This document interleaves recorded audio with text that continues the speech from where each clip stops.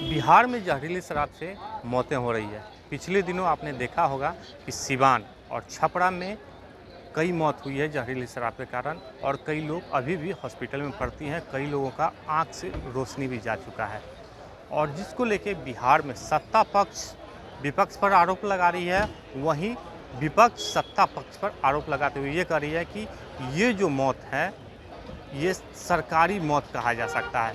यानी जिस तरीके से जो सरकार के द्वारा जो विपक्ष कर रही है कि सरकार शराब जहरीली शराब बिकवाती है, तो ये मौतें सरकारी मौत का तेजस्वी यादव ने जवाब दिया था। लेकिन जिस लोकसभा क्षेत्र में जो घटनाएं हुई है, वहीं के सांसद राजीव प्रताप रूडी क्या कुछ कर रहे हैं, हम आपको सुना रहे हैं।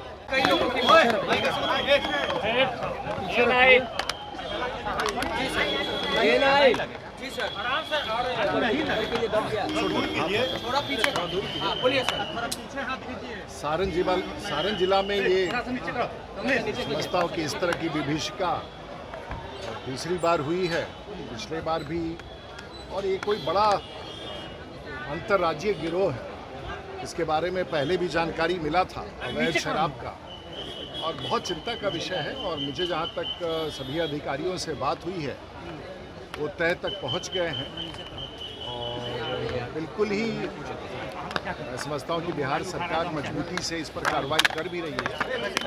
और मुझे विश्वास है कि पिछले बार भी अपराधी पकड़े गए थे और इस बार भी कार्रवाई होगी। लेकिन ये अत्यंत दुखद है और निश्चित रूप से चिंता का विषय है। मुझे विश्वास है कि सरकार इस पर कार्रवाई करेगी। सर, विपक्ष के लोग सवाल कर रहे हैं और विपक्ष का तो काम ही है सवाल खड़ा करना, तो कोई उस पर कोई टिप्पणी नहीं करना। तो आपने सुना कि सारण से लोकसभा सांसद राजीव प्रताप रूडी हैं। उन्होंने साफ तौर पे कहा है कि ये जो गिरोह है, जो जहरीली शराब का जो खेप वहाँ पर पहुँचाया जा रहा है, ये अंतर्राज्यीय गिरोह है।